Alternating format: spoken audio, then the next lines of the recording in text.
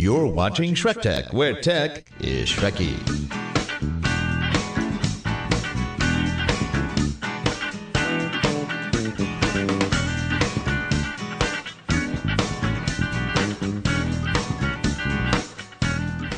This show is sponsored by Synapse 3DI at www.synapse3di.com and by Relate Corporation at www.relate.com. Hi, everyone, and welcome to SchreckTeck, episode number 2. And I'm joined today by the inimicable, the girl with the golden hair, the getting geeky gal. Who is that? Hey, Gina, how are you today? I'm doing great. Actually, I've been whining for the last, day and a half. I'm tired, Rick. I'm exhausted. You're only a little bit tired. And I need Girl Scout cookies. That's what I think it's going to take to revive me. We've got the big unconference coming up in Atlanta for the National Speakers Association, and I've been planning this with my cohort, Neen James, for almost a year. So it's just, it's one of those things coming down to the wire. I'm exhausted. So you're going to see the theme throughout this show. I have a lot of things that tie into being exhausted and needing Girl Scout cookies. That is a lot of work, doing a show for a whole year, and I know how that is. I've helped out with shows, and it's work. And by the way, today we're on the opposite sides today, so when I look to my right, I see you, and when you look to your left, you'd see me. Other way, other left. Oh, there you go. My other left. My TV left or my real left? My real left. There we go. Yes. No. Yeah. Yeah, because I'm looking left to see you, and you're looking. There we go, like the Brady Bunch. The Brady Bunch. That's right. Well, yeah, Gina, so you've got a lot of stuff to cover today. Is coming, and we've just got a lot of little details still to do today. But we're getting ready. We're almost there. That sounds good. So, what else is happening in your life? Oh, something really interesting. Hopefully everyone had a fun and romantic Valentine's Day. We went to a benefit last night, and one cool thing that ties into technology that I think I don't know, I just see this creeping into different areas of our lives. And last night at this benefit, it was a fundraiser for anti-human trafficking, stopping human trafficking. And we had, all these folks came for this nice dinner.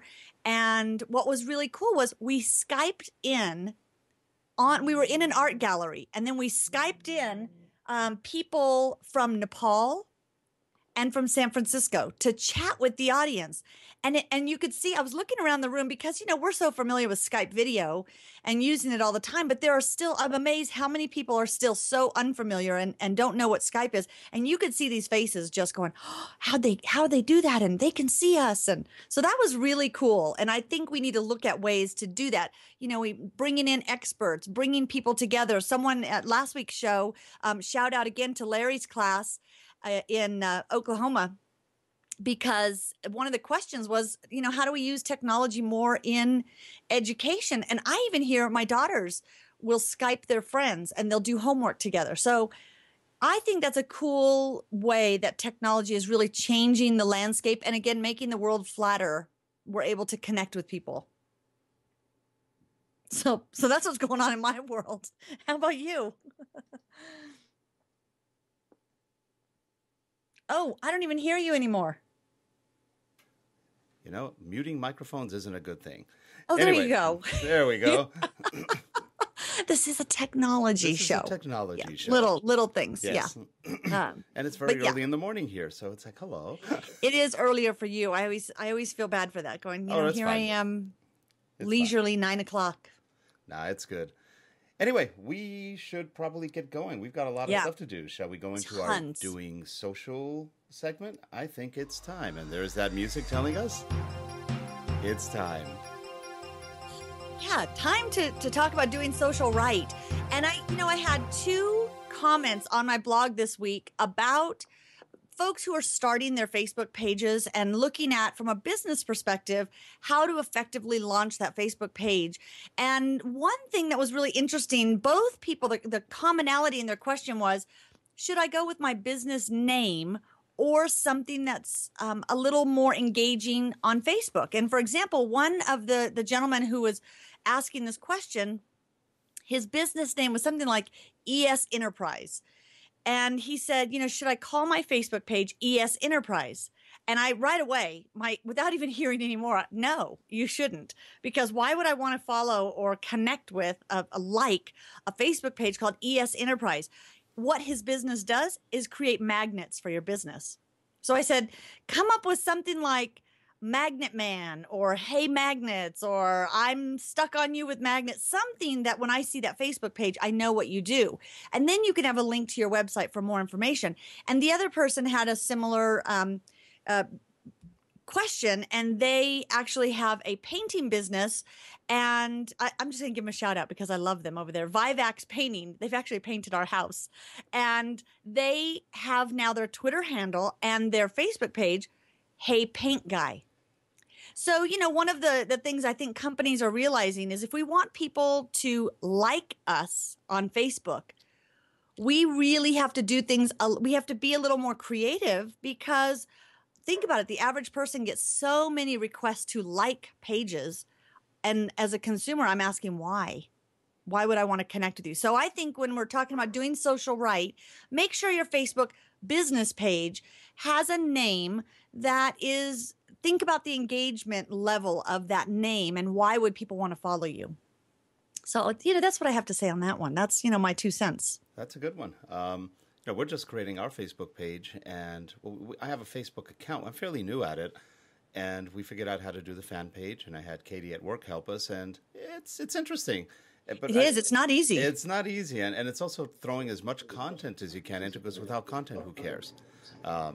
That's a great point, too, because this magnet guy, his page had one post on it, and it really didn't have enough yet to invite people. So I went over there and became his first fan, and I suggested to him, post helpful tips, 3 or 4, maybe 4 or 5, put some pictures, make it look like home before you invite people in. Make it like a magnet. Make sure people stick to you, right? Exactly. Yeah. So, I think we have to look at how do we engage that community beyond just a brochure on Facebook, because we really need to go beyond. And when you look at engaging Facebook pages, business pages, they really have content there that serves a community. It's not just buy my stuff, buy my stuff, buy my stuff. It really has some helpful tips. I suggested to him, find some statistics on how many people keep a magnet business card versus throwing away a business card, because it's most people, for some reason, if it's a business card with a magnet on the back, all of a sudden we put it on a refrigerator holding our kids' artwork. That's the only reason to have a those type of statistics, I think, are helpful to launch that page. Well, I thought refrigerators were strictly for magnets. That's the only reason they're really there. If you saw my favorite magnet, mine says, I've child-proofed my house, but they still get in. I'm always collecting magnets that let my kids know my thoughts. No, but enough about my therapy. So that's what I have for social. What do you think? Any thoughts on that? Or I think you're perfectly right on with that one. And one of the keys is really to make sure that, the way a lot of people do it, and the way I've done it is I have my personal Facebook page, which has groups, which are family, friends, business.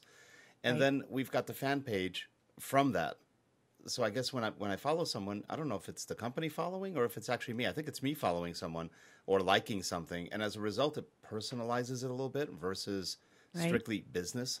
So that's just one of those things. You have to kind of figure out which works better. And like I said, we're new at this. So we're kind and I'll tell you, last week, or maybe it's been this week. No, it was last week. My days are all blurring together. Some huge changes in Facebook pages came out. And it was so much we couldn't fit it in today's content. But next show, we'll talk about some of these changes and how it's really beneficial for businesses. Because when I connect with people on my personal profile, they cannot see anything from my fan page, my business page. And my business page, folks, cannot see anything on my personal page. But now what Facebook has done is allowed us to, I call it the cloak of invisibility. So we'll talk about how you can put on the persona of your business page and go and comment on other business pages. And there's pros and cons. We now have to be on higher spam alert for people going and doing that in inappropriate ways. But Yeah, it's confusing. There's a lot to know about Facebook pages, but they're a really effective marketing tool. So I think next week we need to spend some time on the social part about these new changes, because there's some really cool features for a business to use. But we manage Facebook pages for several accounts. And it's interesting how, if you don't already have a personal page, it's a lot of work to build the following on a fan page. Even if you have a lot of friends. Right. It's hard to do that. So, hey Gina, here's a question for you. There's some cool new things that help you. And here's a question for you. We get this all the time from people. Is it worth advertising on Facebook? I've done it. I've tested it. It can be if you have a specific event you're trying to get people to sign up for. But ask yourself, how many times have you clicked on one of those ads on the right side of your Facebook page? I mean, very, very low numbers of people will do that. Yep. So, and I've heard other people, there's a couple of places that they're paying for, and I question the ethics on this, but you can pay for, well, I don't even question it. I don't think it's ethical. You're paying a company to go out and get you. They connect you. And I'm not sure how that's done, because they connect people to your fan page. So you're getting false fans. And if all of a sudden I'm getting content from a page that I did not like, although the problem is we like so many pages randomly because we see them, we may not even pay attention, but that is being done. And that's not ethical, because it really is an opt-in, and you have to do the work. If you want fans to recommend your page, it's a full-time job is what, and that's why we do that for a lot of folks. And it's the same thing on Twitter. You've got a lot of people who offer you the service of getting you thousands of followers. Right. I got a follower the other day that was a human being. So I thought that was really interesting. Yeah. Was a human Which makes being? me wonder, what are my other followers? Aliens from Alpha Centauri, maybe? I don't know. Well, there are a lot of those too out there. But, when somebody puts in their profile, human being. I am a human being. No kidding. It's an interesting. That was points. Yeah. It's an interesting one. That's funny. It's my cynical self comes down and go, are you really? You wouldn't be telling me that if you were, would you? Yeah, exactly. I love people's bios. I'm always commenting when I see a clever bio, which is another social tip, social media. Make sure your bio has something, especially on Twitter. When I follow people back, because I do read I go and I look at every person that I follow back. I don't auto follow people. And whenever I see someone with something clever in their bio, it makes them stand out to me. I immediately comment on their bio. I send them a message saying, I love that you're, a chocoholic or whatever. And I think that's important, because right now it is such a crowded environment. To stand out in social media, your sites, your pages, and your bios have to really be engaging. You have to be different. I got one the other day that actually got my attention. It said husband, father, woman. I did a double take on that one. I was thinking, is that a typo? No, that would be a double typo. I'm confused. What? But anyway, it was an interesting one. Husband, father, woman. And woman. Yeah. Well, yeah, and you hear Helen Reddy singing in the background. And I guess one more before we move on to the next shiny objects topic, but one more social right. A student in Larry's class, again, shout out to all you guys watching. This is awesome. Larry makes this part of homework. I'm loving that. But one of the questions was, what social site should you be on? What's the best site for looking for a job? And do employers really check these sites? LinkedIn, you need to be, I think every student should be taught the ins and outs of how to get your profile found on LinkedIn. And the tip I have for you is, don't follow the format LinkedIn gives you to just put everything in a nice, neat little package the way they have it. Make sure it's keyword loaded. So in your current work history and your current work experience and your past work experience, make sure you have keywords, because that's how companies find people. They do a search for, electrical engineer. Well, whose profile comes up when they do that search? Well, it's the person that has the words electrical engineer the most times in their profile in those first two areas. And if you do a LinkedIn search for technology speaker, I come up number one, because I have that several places in my bio and in my experience. So definitely if you're looking for a job, get on LinkedIn, create a profile, start connecting with everybody. There is no, should I not connect with people? There's no harm in connecting with people. Build your network there, but keyword your profile. So tip for you on that one. That's some really good advice. And guess what? We are now moving on to our next topic, Gina's favorite topic. Shiny objects, bling, bling. Okay, it's Girl Scout cookie time. My favorite time of the year. Yummy. And then followed by Girl Scout cookie time is Easter. And the little eggs, the malt ball eggs, robin eggs. I die for those. But let's just, I did have to get some research going on this. My favorite cookie, the Samoa. Here's something interesting and how this ties into shiny objects. Girl Scouts, of course, came selling cookies about, a couple weeks ago. And I asked one of the Girl Scouts that came to the door, do you guys take credit cards yet? I mean, I knew what the answer was going to be, but I just wanted to see. And of course, there was a mom there with her. She goes, no, but that would be really helpful. They only take cash or checks. And I said, do you know that by next year, here's my prediction, by next year, Girl Scouts will take credit cards because of this little shiny object. This is the Square. And some of you may have already heard of this. Some of you may already have the app on your phone or your iPad. You can download the app for free on your iPad and your phones, Android and iPhones. And it's called the Square. You know what's terrible? I can't remember the website. It's not just the square.com. I think it's squareup.com. Thank you. Yeah, I was going to say it has something else. We're showing it right now, Gina. .com. So you go to squareup.com and you have to fill out all the information and get approved because they have to connect with your bank. And so you give them, and this is a totally legit site. People are using this everywhere. And then they send you the little square after you've been approved, and they can now put money in your account. They send you this device for free. So this is free. The app is free.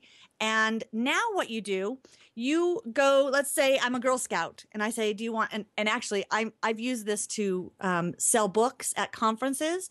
You can also, if you're at dinner with a friend and they say, let's split the tab, but they don't have any cash with them, you can now take credit cards. It's so great. You can now whip out your app and you just open up the Square app. There we go. You plug in the little square into your microphone port. So I pop this in. Now you can see it brings up immediately the dollar amount I can fill in, and I can put in $80 worth of Girl Scout cookies.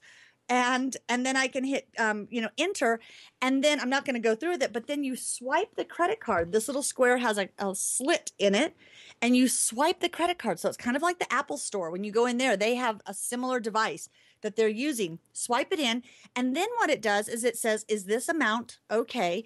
The customer signs with their finger. Now, iPads do have a stylus, which, it's terrible about stylus is you never can find them. I have one and I don't know where it is, but you can sign with your finger, and then it emails the receipt directly to them immediately. You can enter their email address and it will email the receipt to them, and the money goes in your bank account. The fees are extremely low. It's lower. Now I've done several different payment options where I can do payment carts on site places and take credit card. Always ended up paying like double fees. This is, I want to say like 3 or 4%. Which is very low for a mobile credit card device. So I think this is the coolest thing. And next year, mark my word, Girl Scouts will say cash, check, or charge. That's absolutely awesome. And it's so simple. So simple. Yeah. It's just really a cool device. I think another problem is you don't want to lose it. Not that somebody could use it. True. That's about the size of a compact flash card, isn't it? Yeah. You have to keep it. I have a little gadget keeper, which now this would have been good design. Did they put a little thing where you could put a string on it or something that you could actually put a necklace on, that kind of thing? That would have been smart. Oh, you know what? See, there we go. Somebody out there invent somehow make a little necklace or bracelet charm, your little charm. Yeah, I don't know, but I think this is a really and that cool way you never app. lose it. You can take credit card payment from anybody with your little square. So Square Up. Square Up. Yeah, that's my shiny object. I love it. That's a great one.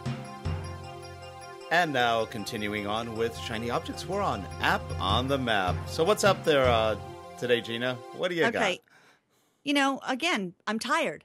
I need rest. So there's 2 apps that I absolutely love. And then, of course, I had to make sure I had a business app in here. So if you are if you have an iPad, and again, a lot of these are available on iPhone, but then you have to put glasses on because you can't see because they're so small. But there is a great app if you want to really keep track of what's going on your website. My Sirius app is called Analytics HD, and this app can actually brings up a dashboard for your website. You can enter in your website address, and then it brings up all the stats on your site, and it has everything from where are your clicks coming from? Are they, where are they being referred from? Facebook, Twitter. It has, referral sites. It shows you how long visitors are on your site. Just a really good, again, there's Google Analytics out there. I think this is a really cool app to bring in and have data with you at meetings and such. So I've been playing with this one and really like the information that it gives. It's really accurate. So it's called Analytics HD. And I believe it was about $5.99 for this app. Now, is it using Google to track that, or is it its own app? It's its own. It's its own app. So it's not. It's collecting slightly different information. Some of the info that it's pulling is different from Google Analytics. So Google, and I didn't have to put anything on my site. So you put in your domain, and it just populates. Tons of data. Clever. It's funny. I have that app on my iPad, and I've never used it. So yeah, I've got it's funny because I've had it for about maybe a month, and I just in the past 2 weeks really started looking at it, and partly because I have a client that we're working with that I'm trying to find some different data for them on how is their social media really tracking results and finding tools that really show where clicks are coming from. And a lot of it has to do with, if you're using sites like Bitly to shorten your link. I love Bitly because you can go in and create a link for different campaigns, for marketing campaigns, and then always use that link because it will start showing you how many people clicked and how long did they stay on your site. And this one tells you how many pages did folks go visit, how long were they on each page? So it has the depth of the visit and visitor type and language and continent and even city. What city were they from? And so what browser were they using? And that's another helpful thing that a lot of these analytic tools show are most people, and it's interesting, most people are on Firefox, Safari, and, Firefox, Chrome, and still I'm surprised so many are still on Explorer. Oh, actually still over about 50%. Yeah, that one's still, and my site about a third. But it's about a third. Corporate users. The corporate users are really into IE, and I haven't downloaded the IE 9, but I heard it's not too bad.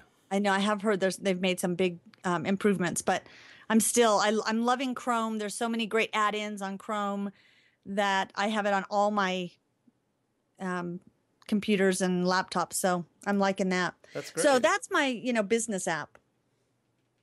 But I want to get to my favorite ones that have to do with sleep, because I travel a lot and because I'm always exhausted and need a nap but don't get really time to take a nap. And so many people tell me, how can you sleep on a plane? And I can't sleep on a plane. I have had this it was a device a long time ago. A couple years ago, a friend of mine who's a pilot, he was telling me how he has to do these power naps because of his weird flight schedule. And he had this device. It was a small MP3 player, and he said it's called Pzziz, Pzziz. So if you can go to the App Store or you can go to their website, Pzziz. So this might even been longer than a couple years. Maybe it's been about 5 years ago. So I bought the MP3 player because he told me you have to do this. It's a power nap machine. And I paid $100 for it. And it already had preloaded all of the tracks. And so what it was is you go in, you turn on Pzziz, and then you say, I want to nap for 12 minutes or 20 minutes or 22 minutes. You put the specific minutes. Each minute had a different recording. So it was slightly different. And what it did was it led you into a guided relaxation, kind of a meditation, but 3D sound. So if you have your earplugs in, instead of just listening to it on a device, put earplugs in, lay down. What it does, and it's really interesting, the science behind it, it slows your heart rate, having the sounds, your body starts going into this relaxed state and starts kind of matching the heart rates that you're hearing, and it puts you into a deep sleep very fast. You go into a deeper sleep faster. And then when you set the timer, a minute before the time is up, the voice comes back. The guy's voice comes back on and says, and now it's time to rejoin your day. And it starts back kind of different tempos that raise the rate, the speed, so your heart rate, and you start waking up. And then if you still don't wake up at the end of the minute of him talking, an alarm goes off. Soft alarm, but then it gets louder if you don't wake up. It's time to take control of your plane again. It's time to get back to life. But what I love about it, now my husband is the skeptic.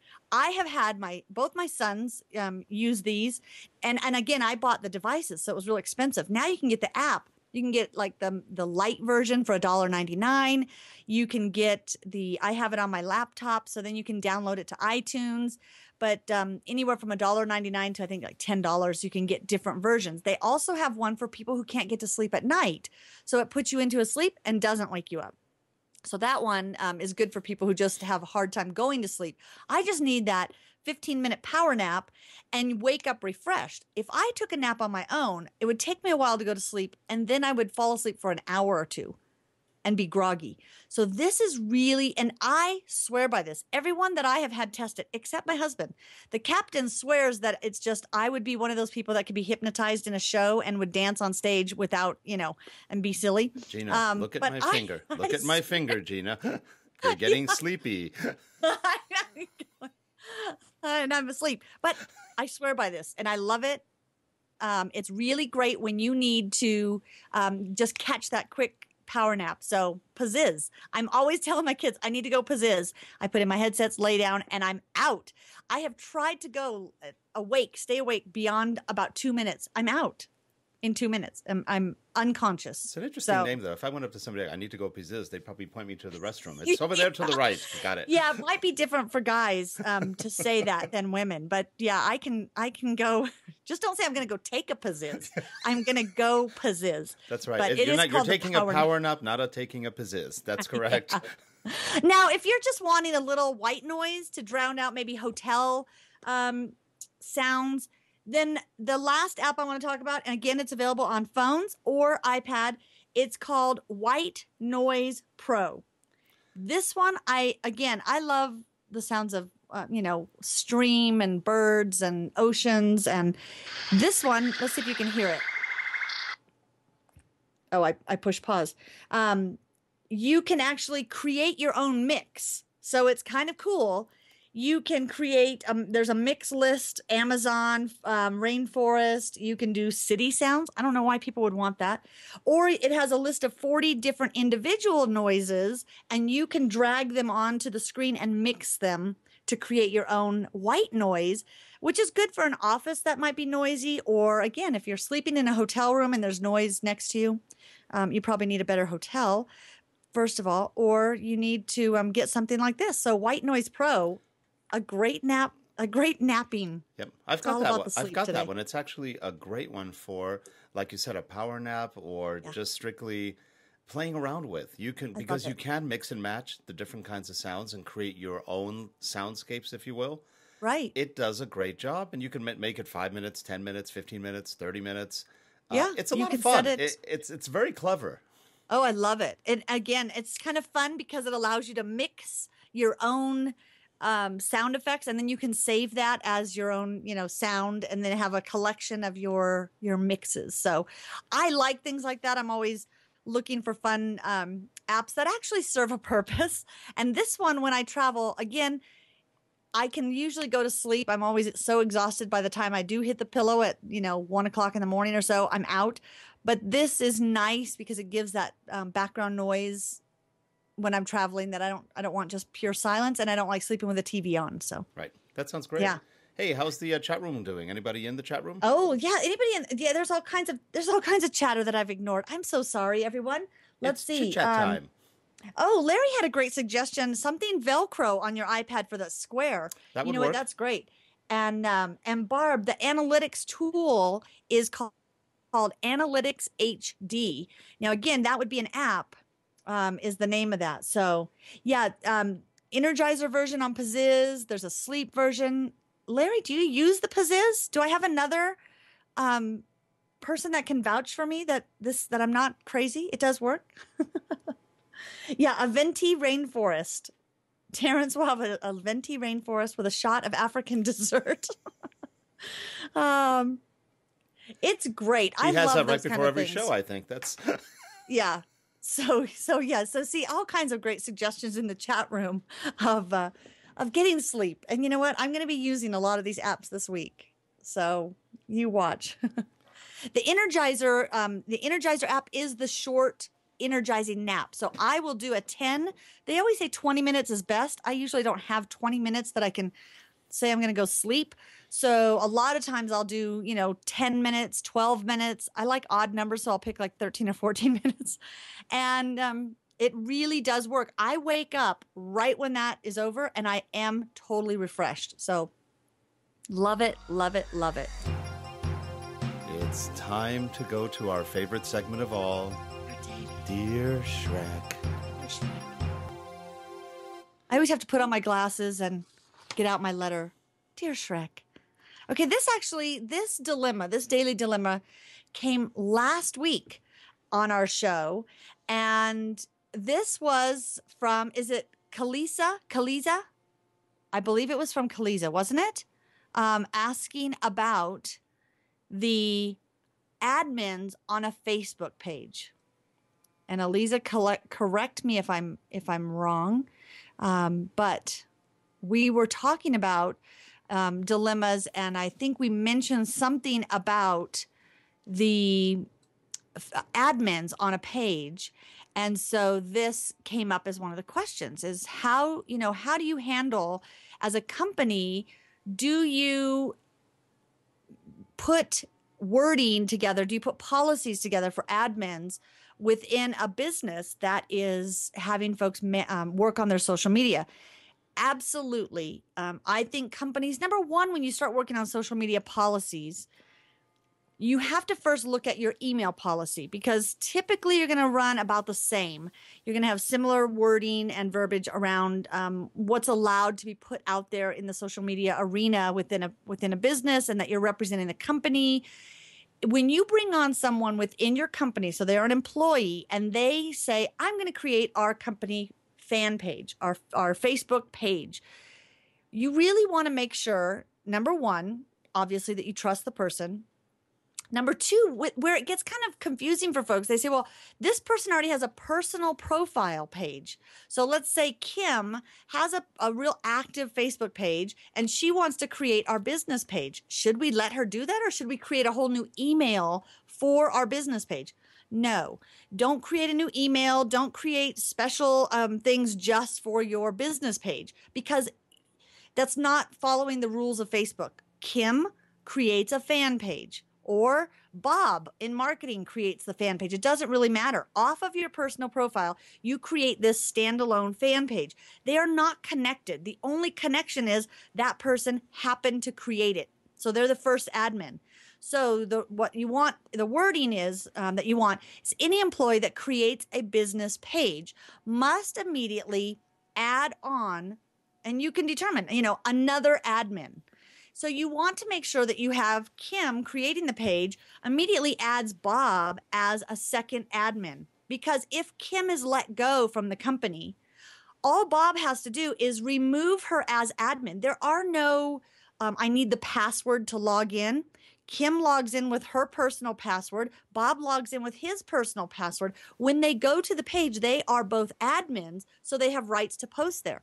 When one, and it doesn't matter who, is removed as the admin, they no longer have rights as an admin on that page. So you need to have more than one person as admin, and that should be in wording in your policy.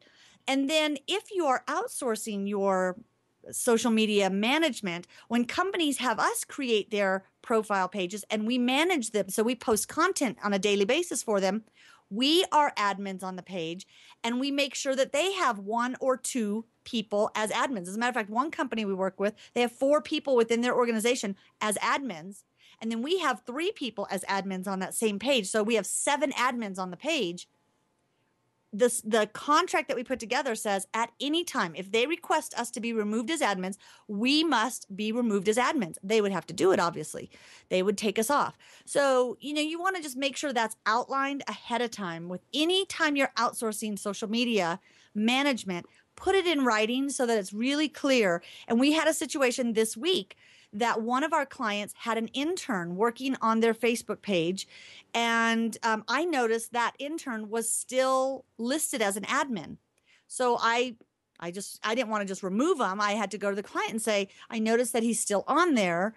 I think you guys need to remove him. I could easily say remove as admin, but I feel like it's the client's decision. I don't want to be in the middle of that. That person is no longer working for them as an intern or as an employee. He needs to be removed.